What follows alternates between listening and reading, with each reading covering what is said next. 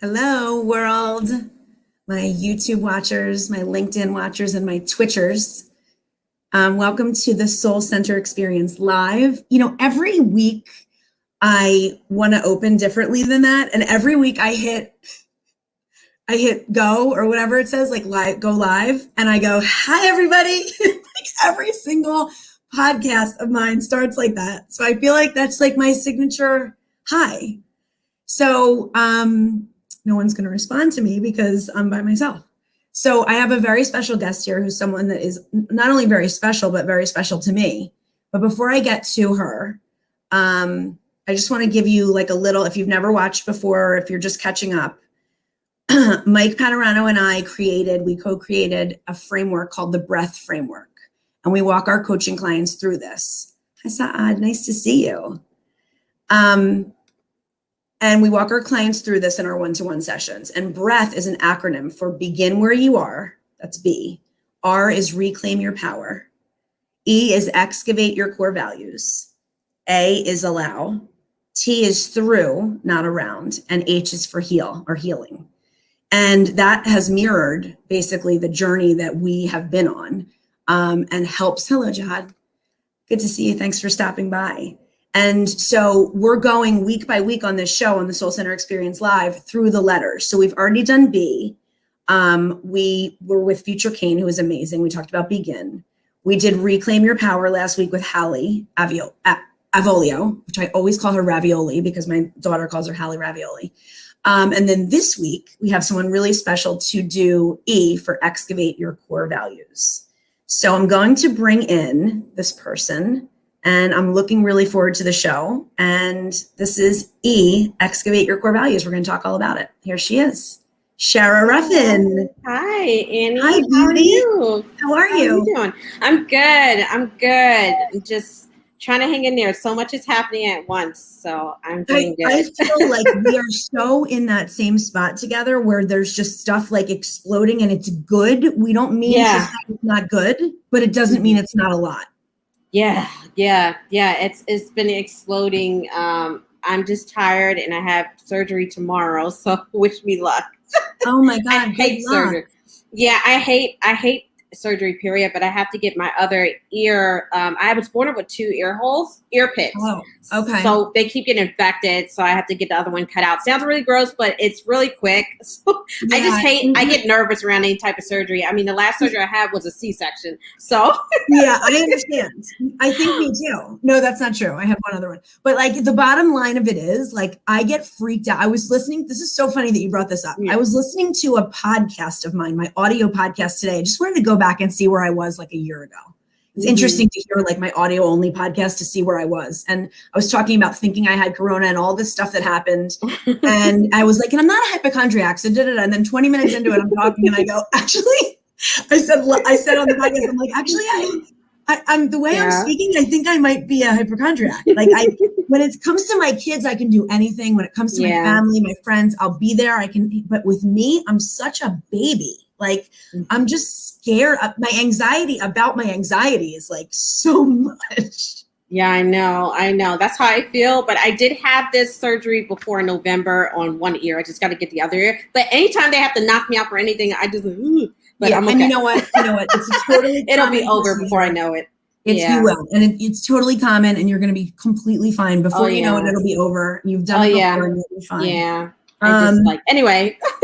So, hi everybody. I'm so happy that you're here. And thank you I know you switched with somebody for me and thank you I thought you were perfect. I mean, your story is amazing. I would love for you to kind of touch on a little bit of your story, but as you know, I just explained the breath framework and E is for excavate your core values. And what we do is with our clients, we really dig in deep to what your core values are, what that means. And Shara, many people have never even done this. Like I never did this before I figured out what excavation was. I was like, oh yeah, like my whole story is, I thought to myself, I looked at a bunch of words and I'm like, oh, trust, integrity, those are important to me. And I said, freedom. And I started laughing. I said, well, why would someone choose that as a core value? Like, does that mean not to be in jail? Like, I was really like laughing and I was like, are you serious? Like, why would you value that? Of course that's something, right? And then as I did this excavation process and went through all of the digging and the excavating, I realized coincidentally, that my overarching core value is personal freedom. And that the one I had laughed at is actually mine, my biggest thread throughout all of them. It's interwoven with all of my values, that to be me and to show up truly as me, authentically me, is so incredibly important to me that it is woven into the fabric of my being. So it's interesting that I laughed at that. And I remember sitting there going like, so weird, why would anyone pick that? And then as I did it and went through this process, I learned that it was actually mine and my overarching, which is like I said, woven in with all of them. But so I would love to. Annie. I agree. I feel like that's like you have all these different branches, but that is your core. That's your bark. And all the rest of it are just tree branches. That's what I thought about. As simple as just like saying that what you just said, your core value, that is your bark. And then there's the rest of the tree. Like there's different branches of you, but totally. that's where your power is. Yeah, exactly. It's where I'm rooted. Like I'm rooted in that. I'm anchored in that. And the other things matter to me for sure. I mean, there's definitely pieces of me, but like, this is so interesting because in doing this in our group sessions and with our one-to-one clients, it's like really cool to see what people think in the beginning, if they've never done it. And then where we go after we do some work together and what they think towards the end of when we're, getting towards the end of E. What they really think their core values are. So tell me a little bit about your story, and then you can talk to me about what E means to you if you want. Okay, so I'm trying to figure out what part of that story because we've been on. I mean, I could talk. We had a half hour on the last show we were on, and I wanted it to be longer. So. Okay, cool. So when I think of values for me, there's a piece that I grew up with in terms of being born to two teenage parents and them pushing the value of being better than them and pushing in that empowerment in terms of education, because for me, I'm the first generation to graduate from college as well as go to grad school and get through that. But really, when I look at my son, I'm thinking, what is that value to him? What am I pouring into him? And I think it's just me being my self-awareness to be willing to be vulnerable and to connect. For me, oh, hi, Valerie. I think for me that's basically it. That's the reason why I came into being a therapist in the first place. I wanted to have a better understanding of myself. But in being a therapist, I'm now a coach. So it's so funny because they're both kind of aligned, right? Pouring into people, pulling out or extracting the things that they can't see and building upon that. That's what you do in a sense, just in your own anyway. Yes. So for me, but I think for me that's basically part of my story is even when I was a therapist, I still didn't know who I was. And I had to go through that process of really pulling away the mask. That took years to do. Yes. Even as a therapist where I'm helping people and I'm like, oh, this feels really good, but what am I really doing? Why am I doing it? Right. And really getting to those pain points of things that I may have repressed in order to be this Shara, the therapist, which was painful, but it brought me to a realization that if I cannot take those painful experiences and pivot them to heal from them and then package them up, here's a blueprint. Here you go. So you don't have to do what I did.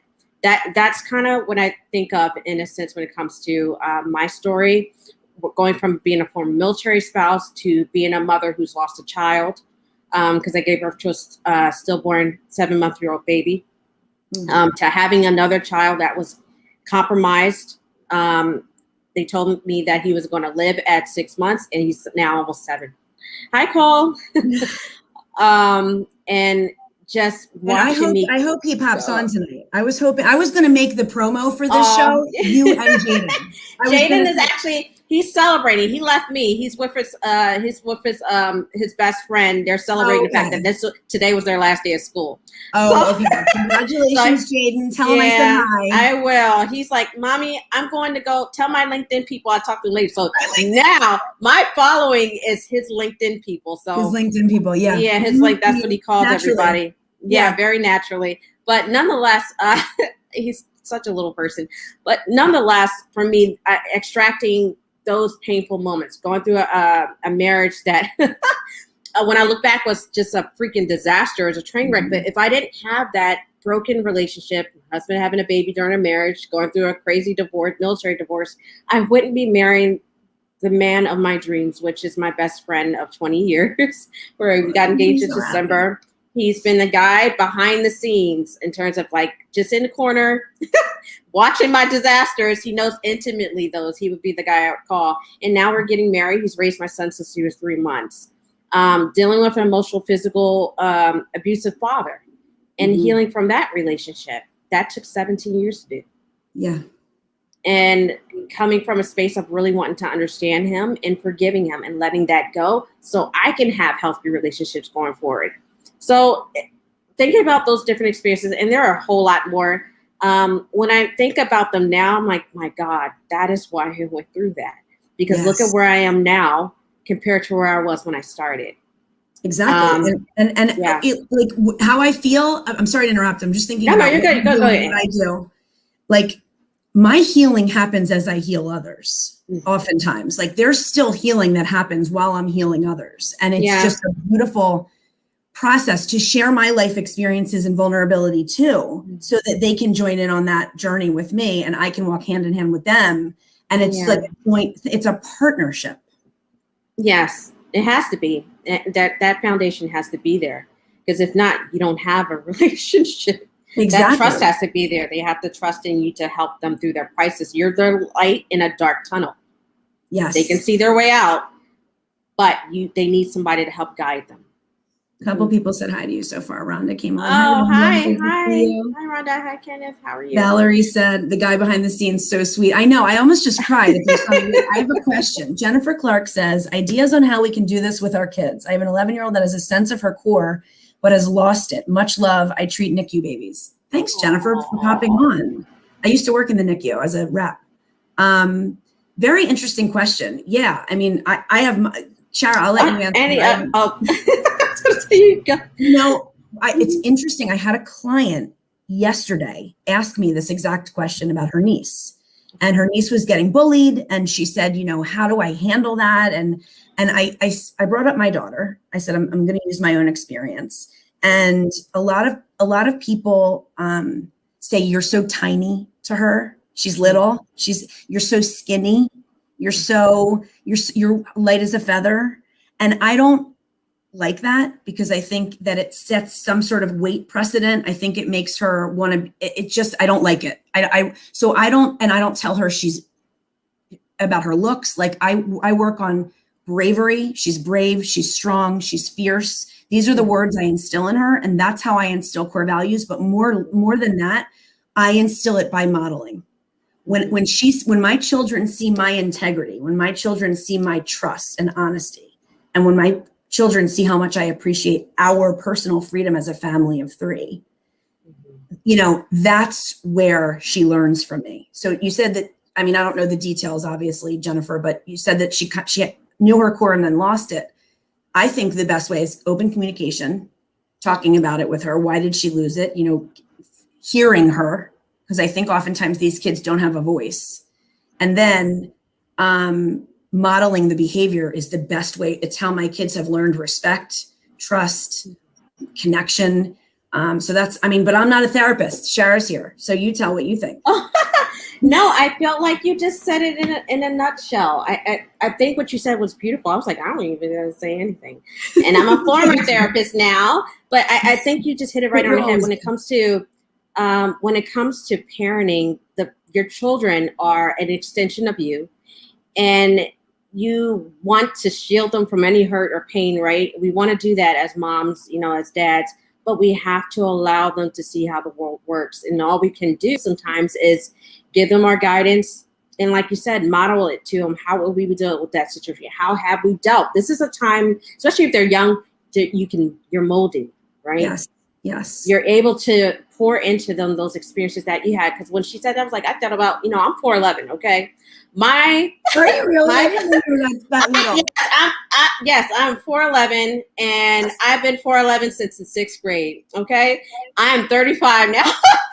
All of my graduation gowns stopped at 6th grade all the way through to my master's program.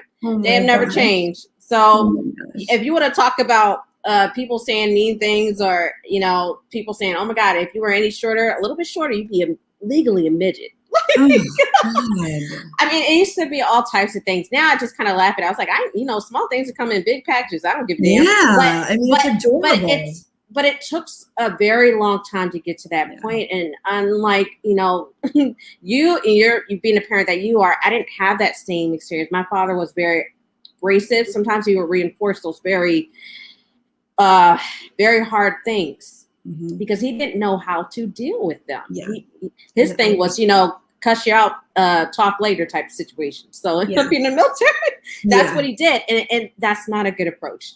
But I think, self-awareness is key. Modeling is beautiful because you're giving a gift that not everybody's aware to even give. Your experiences, that's what you have. Time is what you have. Because when that kid gets older, they're going to face more challenges, more experiences. This is a great time to mold them. At 11, they're going to be starting to enter a different phase where, hormones and adolescence come into play.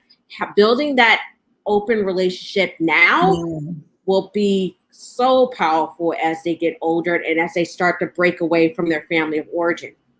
So I hope that Jennifer said, thank you, trying every day. Listen, real quick, you're not trying, you're doing. You're in this and you're doing it. And that is key to remember. Rhonda said that she married her childhood crush at 52. First go around at 20-ish, we weren't ready yet. Wow. Oh, what a story. God. There's still hope for me. Wow. Beautiful vibes between you ladies. And then she said, thank you so much. People have no clue how words matter sometimes, even if their intentions may be from a good space. Speaking up, beautiful way to correct people. Yeah, I mean, and I think modeling is so huge because I see things in my children with how they react to things, and I see them picking up the things that I do, even the not so good things. So I really try to take responsibility. Like, Mom freaked out just now. That's really not the best way. It's not the best way to handle it. Like, my son knows. Like I'll give you an example. And people that are listening or watching that have seen me another show. I said this last time. I think I said, Sammy, and I'm like this. And tomorrow I have a huge day, and I have this meeting, and the podcast. And he goes, Mom, that's every day. That's every day. He grounded you. He grounded you, though. Put me back where I was like, you're right. Like he called me out. I mean, it's the truth. Like, yeah. So why are you freaking out? It's the same as every day. He saw it. I needed to see it. So it's funny when an 11-year-old can put you in your place, but it's I've had Jaden do it to me at 6. Well, I looked up just now, Shara. I just looked up and I saw your face and I saw his face real quick. It was like a flash. It was crazy. It's so similar. Like I saw his face in your face. Yeah. That's my twin. Yeah. Yeah. I have those too. I have those. Yeah, you got strong genes, girl. Strong genes. I have minis too. It's crazy. So yeah, I mean, I think so when it comes to your core values, what do you think your overarching core values? I know you've been through like a ton of struggle in your life, and there's been ton of success, and now a lot is happening right now. Yeah. But what do you think is the one that, like I said, with personal freedom is sort of interwoven throughout the rest? For me, it's got to be vulnerability. It has to be because I was willing to go a place because I felt, believe it or not, I felt invisible most of my life. Growing up in a culture where you're seen and not heard. Yes. As a child. So when I got of age, even though if I say, hey, I'm an extrovert, people are like, hi, what are you talking about? I was. And now I can't say that anymore. But I would literally have to say vulnerability because I'm willing to be vulnerable enough to talk about those things that usually like, ooh, did she really just say that? Because for me, that's where my power to connect really is. If no matter what I'm doing, whether I'm working on my business, which was born out of being vulnerable, whether that's being on LinkedIn or any social media, that's where the power has been for me to be able to connect with people. Even when I was a therapist, I would get in trouble. A lot of times I remember getting in trouble with my supervisor. Why did you say that? Because it got her to open up that spot. Yes. Yeah, So absolutely. I yeah. can't agree with you more. You know that my whole thing is vulnerability, authenticity, showing up as you. It's like, I can't do my job. I can't be the mom that I am. I can't be the person that I am without that. Like, I don't know how to. Now, of course, there are boundaries. Oh, yeah, of course. Yeah. And you have to learn what they are. Hi, Jonathan. Good to see you. I haven't seen that name in a while. But, it's definitely, tell me what you think your turning point was. Like, you really made a real shift in your life. Oh, God. Yeah. Especially with the Business Insider this week. That pretty much said, oh, holy shit. This is real. Something's happening. This is real. Yeah, this is real. I would probably have to say January was really, there could have been a turning point earlier because I've been on LinkedIn for 3 years. The turning point really, gosh, if I were to have to go back 3 years, I would probably have to say when someone saw something in me that I didn't see in myself. It's very weird because it was a book publisher, psychologist in California. And he reached out to me and says, I think you have a story. You need to write a book. I said, what? I read them. I don't write them. I'll never forget that conversation. And he disappeared from me. We did one summer 2018, where I started to kind of break away to do some individual work with him and try to write this book. And he pulled out 600 transcriptions, 5 different books out of me in one summer.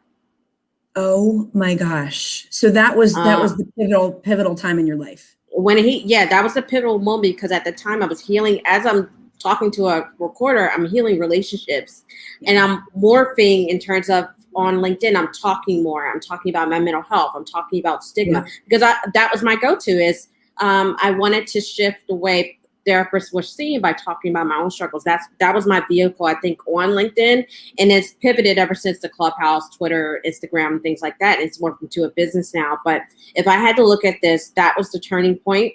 And then in January, when I started Clubhouse, my own club, when I started my business, that came my funnel space. That was a big turning point. Because now that study group is my business now. It's funnel space, but I hit 100 people stay in a room for 2 hours to hear what I have to say. That's been happening for a month. This is real. Yeah, that's why I was like, holy crap. But yeah, I think it's my willingness to want to go say the things that most people probably want to say, but don't. And I'm very unapologetic to it. Well, and I need to say one thing. This girl right here that on my show, Shara Ruffin, like, somebody said something one time in a room with me, in a Clubhouse room, and she straight up went Philly on them. She was like, listen, I don't know who's telling you what, or who's doing this, or who's being toxic in your life. I'm not having it. You went straight up Philly. Like, I was like, that's my girl. You were like, who the hell is me? You were like Mama Bear. I did. I did. See, people don't see that side of me too often, but yes, I am from Philly. I may be a Chihuahua, but I do bite. I don't like people messing with my people that I love. I don't think so. It was like, you couldn't have been more like loyal, and it was just like, I was like, yes, I'm fine, but yes, keep saying that. Like, you were straight up like mad. You were like, I don't mess with you. I was pretty pissed off. And then some people got really quiet. And someone, I think when I had that little moment, a couple of people reached out on Instagram, was like, are you okay? I'm fine. I just don't, people that I care about and that I know give great value, I don't like people getting, sought after. But then again, Annie, if you're getting heat, that's kind of a good thing, because if you don't have haters, they fuel the fire. So yeah, they do. Life goes on. They do. But nonetheless, But I know who I want on my team. I'm telling you, I know who I want. If I need somebody to back me up or be my, I know who I want. So I'm choosing you. Yeah. So tell us a little bit about what has been going on. That's like, so the craziness. Let's go through some of that. Oh gosh. Okay. So, I got featured in Business Insider. Oh, great show, Michael. Hi, Michael. That was probably the turning point in terms of my business. I've only been in business 6 months. Thank you. And never. So what happened was, I started. Let me tell people first what my business is. So my business is called Journey to Licensure. I just filed for LLC last week. So to get more formal. Then And all this stuff with your own business starts happening. Yeah, And then I gotta do this, I gotta do this. Yeah, I know, right? So so what ended up happening is I got on, after I passed my exam, that took 10 years to get to, when it only takes 2. And that I posted an article, 10 years to my LCSW. It hit 93,000 views. It's still in my feature section. I was like, holy crap. Yeah. What am I going to do with this? And I took it to Clubhouse. I got invited by Clubhouse by Shanae Monroy, who's got like 1 million followers on LinkedIn. She's like, hey, you got to get on here. So I was like, okay, cool. So I talked to a bunch of social workers that already have an established group. And I said, hey, this was my story, how long it took me to pass my exam. And they're like, can you do some strategy sessions? Like, cool. So I started doing them. What I didn't realize that at the time was people were passing simply from me doing these sessions weekly. Right. So by March, you filled a major gap that was by March, people were passing. I was like, what the hell? What am I going to do with this? So I was like, you know what? I'm going to make my own group, which I was scared to do. And I just like, let me give this a name. What I'm going to call it. I thought about my own journey, the own pain points, because it wasn't just a journey of me passing. All the crap that I went to post-grad, losing a child, going on welfare, that was recently last year, losing my job, unemployment, being depressed, almost giving up dating for adoption because when I was postpartum depression, can you imagine? Having my husband have a baby on me, all those things happened, having a heartbreak before my ex-husband, healing my relationship with my father, being a single mother at one point, dealing with a medically compromised child, going through anxiety, depression, drinking away my pain at one point. So much had happened in that 10 years. And then I get to the pivotal point of passing my boards in the midst of bomb threats the day before we found out who's going to be president. Oh my God. So yeah, since Pennsylvania was the swing state and the convention center Philly. Yeah. And I was testing right down the street from there. So just all of that I shared, it was like, people just really started listening. And I think it was the power of my story and being consistent that really said that I really cared about what I was doing. I was doing it for free. And mind you, when they pass this exam, they can make a 6-figure salary. Right. So I was like, okay, I got to package this up. And that's what I did. Yeah, so I monetized it. So I ended up making my own club. I continue to pull people. I'm consistent with it. And now it's at 100 people in a room, about 2.5 hours. I'm on Instagram and Clubhouse at the same time. So I get a lot of people. And now that the Business Insider hit, they're like, oh crap, she's really blowing up. And then from my National Professional Association board, they have over 80,000 members. And that's my target population. So it's just going. I mean, it's going. You're starting it's only been 6 months. Movement. Yeah. Listen, I know when you find something like that, I get it. Like, I'm feeling you. I'm right by you with this journey. Like, it's blowing up, and it's like some days I'm like, what am I doing? Like, I and then other days I'm like, I got this. It's cool. Like it depends on the day. It depends on the day. It really does depend on the day. And then I had 3 books dropping by the end of 3 August. So only so 3? There's that. Only 3. Well, I have some other ones, but so I started gathering up all this stuff, and the books I literally just did it under 2 months. So explain to me how. Well, hold on. Hold that thought. Table that for 1 second. I want to ask you a question. David Hansen said, "Are you vulnerable with everyone or only with people you trust?" It's a great question. That's a great question. So for me, I give people my trust until they violate it. So I give it to them up front. I remember Gary Vee said something like that. And I agree with that concept. I give people my trust until they show me otherwise. And it's funny because that's something I had to grow to be. I'm the same way with everybody. So whoever you talk to, if I'm on LinkedIn, people are like, you're the same way when they talk to me. Like, oh my God, there's no persona. Yeah. No, I'm the same way with everyone. It's exhausting to try to keep on a mask. So why do it? How long did we do that for? We wore a mask for long enough, right? Many years. No pun intended. Yeah, no. We wore that mask, and I walked around in this body, with this cloak on and acting, trying my best to be myself. But remember, I was misdiagnosed for almost 20 years. So finally, when I got the bipolar 2 diagnosis, I could be medicated correctly and go through the right therapy and deal with my stuff rather than the mental health disaster that I was, but trying to keep that face. I mean, everybody for the most part thought I was fine. It was me that was horrible inside. You know, it was that pain and struggle. Valerie said, Shara's unstoppable. Congratulations. We love you, Valerie. Thank you. Thank you for supporting us. We love when you're here.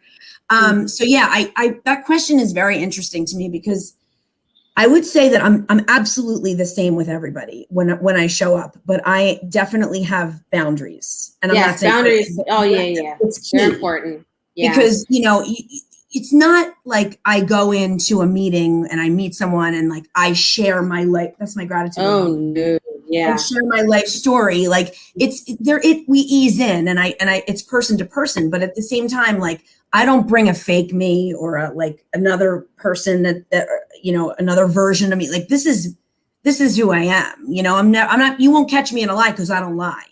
Right. So like, that's the thing. So like, you know, it's not like I told her this, I got to keep that, you know, that web that starts when you don't, when and you're I not think, you know, and the other thing is that I think, you know, and people usually have a good sense of intuition about somebody. Don't ignore that. Yes. Whoever asked this question, if you know somebody got something going on and you tell them, you know, you usually will feel a person out. You know, I think what a lot of people make mistakes is they don't trust their God-given intuition, but they go against it and they're like, crap, I shouldn't have did that, right? So right. Trust your instincts when you tell people things. And if you get burnt, and it's going to happen. I've gotten burned in so many different ways. I've lost fingers and toes, but you learn less. You've learned lessons. Yeah. You do learn lessons from them, and don't, you know, now if you repeat those lessons, you got burned. Well, you're just asking for it. It's also, you know, putting yourself out there like we do. Yeah. You're going to make yourself, there's ways that we're going to get burned that maybe other people wouldn't, but there are experiences I feel that we have in our life. And what's happening right now in both of our lives, in our business and life, and such a turnaround from the past. I mean, such a pivotal time and it's just the beginning really for both of us, you know? Yeah. I just think that it's just, I don't know. I just think when you feel the darkness and you feel the light, you know, like if you're going to show yourself, you're going to get hit by some people, but I'm willing to do that because I feel the joy. I feel that high, that joy too in life. So I'm willing to have the ups and downs. You know? I agree 100%. And I think there's so many multifaceted layers to it, depending on the person that you talk to. For sure. So, I mean, for the person that asked the question, that was a really good question, very much aligned with what we're talking about, right? So in terms of value, so that's why I said my bark of my tree has to be vulnerability, because that's where that's pretty much why I'm where I'm at now, because I was willing to stand in my truth. Yes. And let the chips fall where they may. And it took a long time to get there, right? God, I mean, my journey was arduous. A long time. Yeah, it was. Yeah, it wasn't easy. Yeah. No. Rhonda said, "Aw, Annie, so glad you're in your best space now. I work with many clients bipolar. She's some of the most creative, thankful people I've ever worked with. You go, girl." Thanks, Rhonda. I appreciate you so much. David said, "Yes, use intuitive discernment, but always be authentic." I like that. Oh, yeah, I like that too. That's Brad. Hi. Thanks for popping in. I appreciate it. Jennifer, you're quoting my girl. Brene Brown says, "Be awkward, brave, and kind." Yes, my other favorite social worker. There's very little that Brene says that I don't agree with. Trust first and last, but know the risks. Always willing to get crushed for the long term. I agree. Mm-hmm. That's like a hopeless romantic, right? I mean, like, it's like, that's who I am. I'm never going to give up on love. I'm never going to give up on romance just because I've been hurt before, right? Like, I mean, I second that. I can say that now, but if you were to talk to me a couple of years ago, you would have said something different. Oh yeah, I know. Yeah, but even in 2020, I wouldn't have said that way I'm speaking right now. I was not the same in 2020. Right? I was like, I'm alone and I hate it, and I'm never gonna have anyone. And then I got home. You know, I did the work and I got home. It doesn't mean the work stops, but like I don't feel that anymore. I used to get that, like going to bed alone is like very like. Talk about being vulnerable. That's like a huge thing for me. Like it used to make me so sad. It reminded me of when I was a little girl. Like it was just would bring back, I felt like I was 6 again. So like like do anything to not go to bed because that feeling. And it would, I mean, I almost feel it now, like it's like choking, right? But I like did the work, got whole, and I haven't had that in so long. That feeling has lifted from me. It's gone. And I don't go to bed with anyone except for my dog Randall. So it's not like I met someone and like I'm sleeping next to someone. Like it's not that. It's that I go to bed by myself and I still feel whole. It's like incredible, like mind blowing from where I was. So that's a beautiful space to be, to go to bed that way and to be comfortable in your own skin. I wasn't for long enough. Years to get to there. Rhonda said, without risks, no chance for rewards, the deep meaning. Oh, I love it. I love it. Yes. So I true. definitely agree. Amen. Both are rocking it, Shara and Annie. Thank you so much for coming. I appreciate you. Oh, took me till 53. Never expected it after my 40s. Man, that I mean, that's amazing. I'm so happy for you. Like that, I couldn't be happier for you. And that's another thing, like about me regarding like, I think an old me might have been a tinge like jealous or like, oh, I want that. Why don't I have that? And I'm just in this mentality of like, no, I'm good. Like I'm good, you know? And I love that I don't have that, even that shred of like, not that I would ever not want her to be happy, but like, I just there would have been maybe like an inkling of like, I want that, you know? And I just don't feel that today. I feel like my life is my life and it's very full and whole. And what will be romantically will be. And it's just a very, very different place than I used to be. Brad said, that's where I am right now. I'm in a very unique space in uncharted waters. It's uncomfortable. I think that's a beautiful thing. That just right there, unique space, uncharted waters. It's scary as hell, yes. But would you want it to be any other way? I think right now he's in that same space that you said earlier. If I was in that space, I would have said that. I think right now he's in it and he's going through. And that is a really hard time to be like, well, I don't really want it any other way. Like he wants it every other way right now, you know, but he will on the other side say differently. Yeah. Being uncomfortable, it does suck because you don't know. But this was a year ago when I was in the midst of exploding ATM machines and firecrackers and shooting at night. And someone were to tell me I would be where I am now, I would be like, what you've been smoking or drinking, because I want that. Yeah. So I want some of that now. Yeah. People, until they have to go through their own process, and that's perfectly okay. So I understand where Brad's coming from. Totally. Oh, there he is. There he is. What's up? It's your LinkedIn people. Hi. Hi.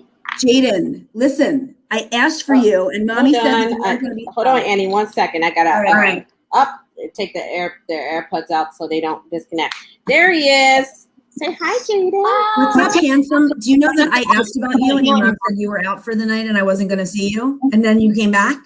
Yep. Yeah, I got to see you. Yeah, you're LinkedIn people. I love him so much.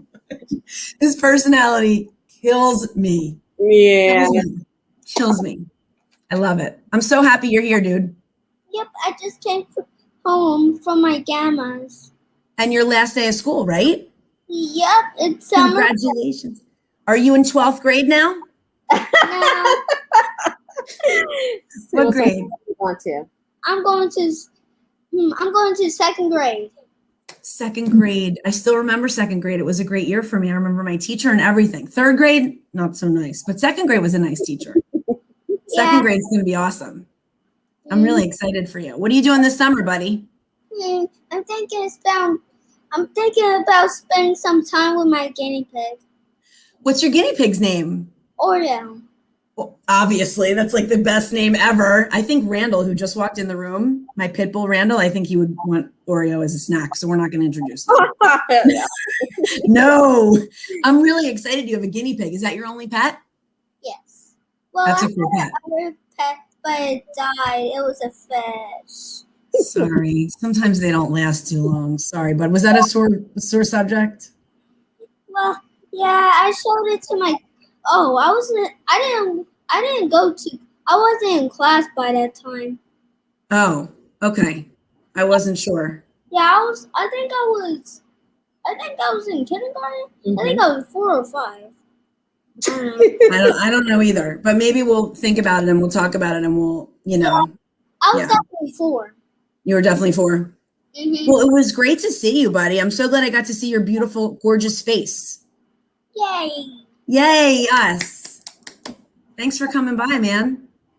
You're welcome. You're welcome. I love your whole vibe. Thank you. You're welcome, CEO. Oh yeah, young CEO. Yeah. Young CEO. Thank you, Ahmed. You're beautiful. We can all see your transformation. Oh, you can see my transformation. I'm excited. Oh, look at this. Dude, I got muscles. I showed him my muscle real quick. Thank you, Ahmed, for acknowledging that. I appreciate it. Here's another question from David, who's gets the award for best questions tonight. How did both of you go about uncovering your most core value? So your what we call the overarching core value. Oh my goodness, that's a good question because there's so many things. I mean, for me, I think I just got tired. I mean, in my search and trying to find my real purpose, I fell into it. Didn't know I was looking for it though. That's the thing. I didn't know I was looking for it. So it's not like, oh man, I'm looking for my purpose. There was something really nagging at me. For years, I would wake up in the middle of the night thinking, is there more? I don't know what that is. You just nailed it. Is there more than what I'll never forget it when I lived in DC several years ago and I was in a relationship that just was horrible. And I was like, is there more to this? Is there more to me? Yeah. Am I going to get out of this space? What does that look like? I didn't know. I felt like I was floating through. And I think the more you listen to yourself and your experiences, the more you can be guided. But you got to be willing to really dig deep and look in. And sometimes that's scary as hell to do. It's one of to get someone like Annie to coach you, but I didn't have an Annie. So for me, it was my own intuition of being in a mental health field, my own intuition of being a therapist, but also being someone that was once a patient. Being someone that knows what it is to share all those things to a stranger, knows what it is to be vulnerable, but also know what it is to want to be vulnerable enough to get the help that I needed. So I think, and for me, those experiences pretty much catapulted me into my own self-discovery journey almost 20 years later, though. Yeah. For me, writing was a huge catalyst for me. My writing and my journaling, and you can see, you've seen my posts, like it's almost like a diary to an extent, but also my journaling and my writing, like in my morning journaling, my evening, like getting those words on paper, my feelings and thoughts, writing that stuff out, even when I don't feel like it, and another one, leaning into my fear. My biggest fear was that I didn't know how to, and I couldn't be alone. Like I was very independent, but I wanted a partner, and I had one since I was 14 years old. Boyfriends, then a husband, it went on. There was always somebody. And to sit with myself and be alone told me everything about who I am. And that's how I uncovered personal freedom as my overall core value. Oh, wow. That's quite a story. Yeah. Brad said, I'm so grateful to you both. I've made my decisions and it's really hard, scary, and discovering my deepest inner self. How did you both find your centers? Oh, he's bringing the heavy. Everybody's bringing it tonight. Gosh. Yeah. Annie, you want to go first? So I'm still trying to figure out. How did I find my center? It's not that different than the last question. I decided to take the mask off and take a look at myself, turn the lens around instead of having the lens out at other people constantly. I turned the lens around, and it wasn't blame or shame. It was let me examine myself and get to where I am and who I am, figure out by doing the reclaiming the breath framework, figuring out where I needed to begin, reclaiming my power because of all the ways that we give away our power each day and in all these situations.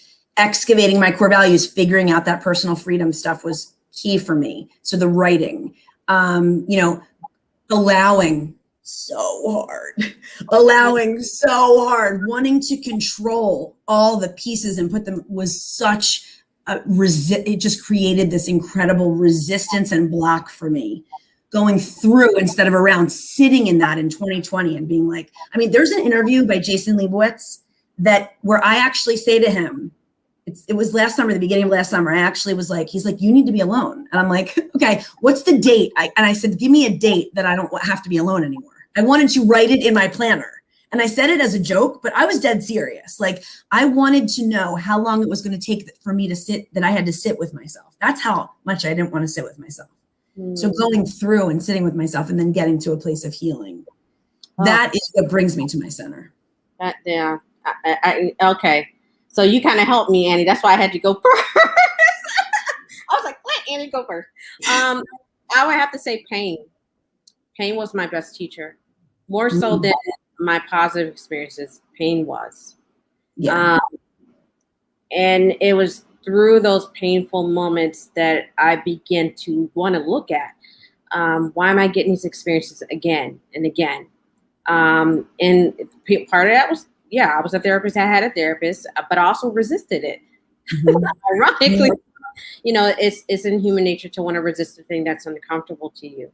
So for me, it was a lot of falling along the way, but I continue to move forward despite whatever uncomfortable, painful situation it was. Sometimes turning away from it, looking for comfort. And in that comfort, then I found another pain, right? So really dealing with that cycle is important for me. But yeah, pain actually helped me find my center. But through self-awareness, though, really, I would have to say that was the guiding light. Be willing to look at why I was having those experiences and what I can do from them. Yeah. That's beautiful. That's totally, I mean, you're spot on as far as I understand that experience and I understand why. I mean, you're so powerful. I see you, I see your soul. I understand why you are where you are and you're so deserving of this time and this spotlight and this success. And I just can't wait to see you grow even more. Mike said, for me, it was the one thing I always thought I was, but never was with myself. And luckily I had Annie to learn from. I love the credit, even though he did the work. For me, it was writing in my journal, reading Brene Brown now, and a post by Heather Carter about toxic relationships that I had my epiphany. Interesting. Ooh, toxic relationships. Oh, yeah. Tell me, what was that book again? I'm going to have to look in the feed to see what that was again, because, that's a whole. So I think it was a post, but I know he's reading Brene. Have you read all the Brene Brown books? Yeah, I've read all her stuff. Susan, how are you? Love her. She's such a great supporter. How's Susan? So Lita said, pain was my best teacher in finding my center. It's really, I mean, and it's not what you want to hear, I don't think, when you're in it. When you're in it, it's not, I'm like, don't tell me that I'm supposed to feel this pain. I have felt enough pain and enough struggle. That's the mentality when I'm in it. But when you can sit in it and write about it and breathe with it and allow it, you can get to this light on the other side. It's miraculous. That's how it feels. Miraculous. Yeah, truly. I totally agree. I'm convinced a hermit phase is essential to awakening and self-discovery. It was. And COVID actually did me a favor because it made everyone hermits for the most part. So I had to sit with myself. And I'm not going to say that there weren't really lonely nights, but I don't have them anymore. So I'm the perfect example of sitting in it and hating it and going through it and then allowing it and just going through and then reaching this place of truly, in that regard, healed. I mean, I'm always evolving and learning, and we're all works in progress, but like in that regard, that pain that I had has lifted from me, which I said earlier in the show.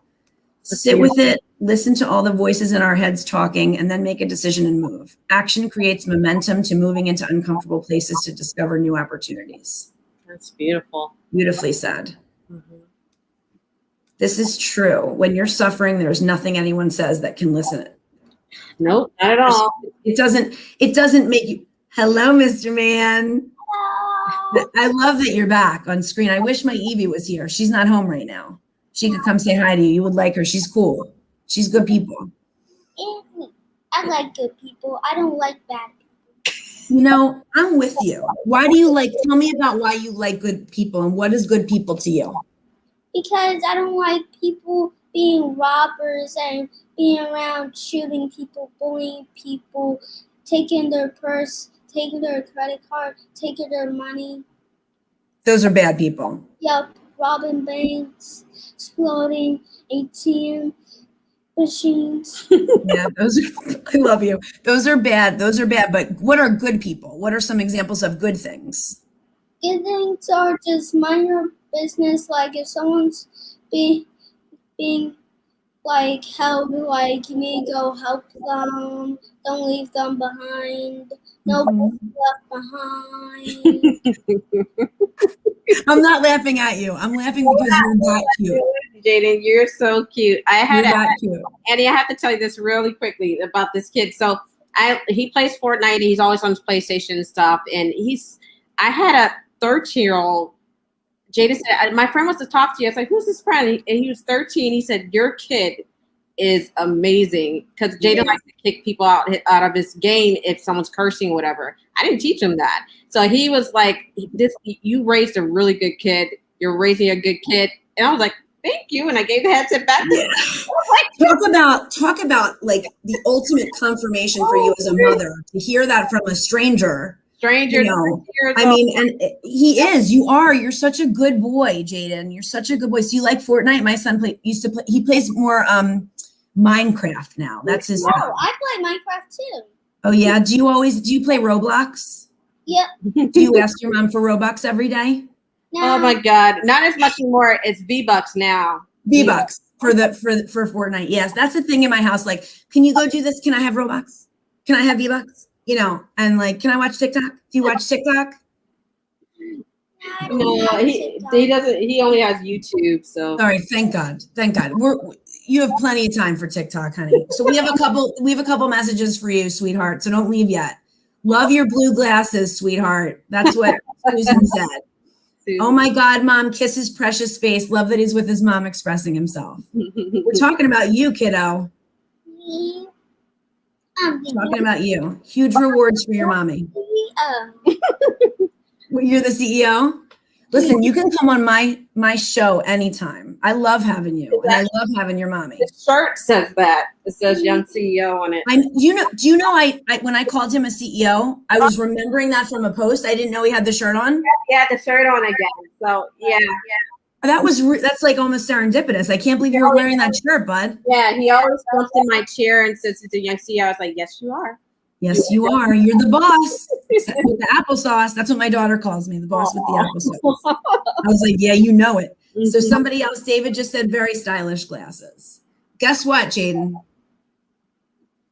They're not blue, but there's something going on with glasses tonight, right? Mm-hmm. Are we cool because we got 4 eyes? Yep. Yeah. I love them on you. You look super handsome. Yep. So Brad said, be well, dinner.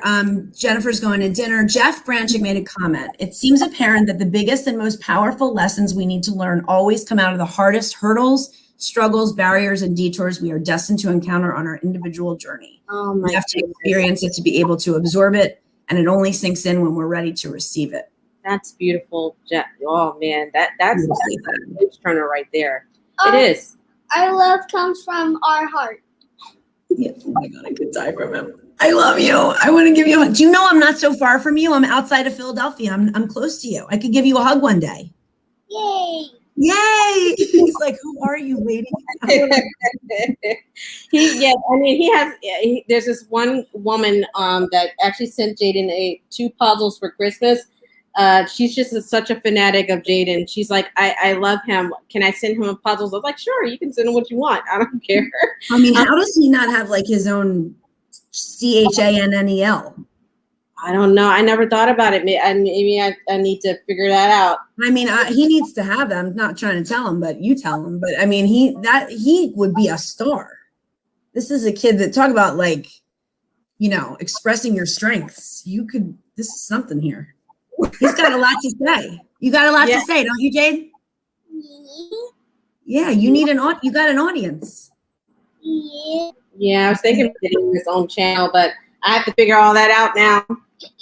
Well, if you need help, let me know.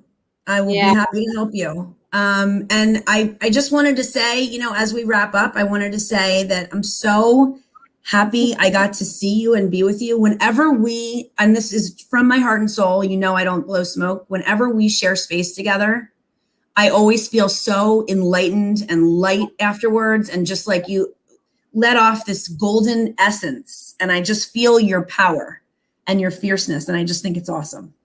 Thank you, Annie. I appreciate it. You're welcome. I'm so happy to see you doing well. I'm so happy. There's no one more deserving. I'm so glad Jaden has become the CEO, the young CEO. I don't know what I would do without that. I run errands. You run errands? Mm-hmm. What kind of errands do you run? All different types. What's your favorite errand to run? I haven't think about it. You have to think about it. You let them come back and let me know. Yeah. All right. Well, I'm going to let your mommy go so she can be with you, but I love you both. I'm so happy that I got to share this space with you. Thank you for being here. You're welcome. And we will do this again soon. Definitely will. Thank you, everybody, for being here, and peace. Good night.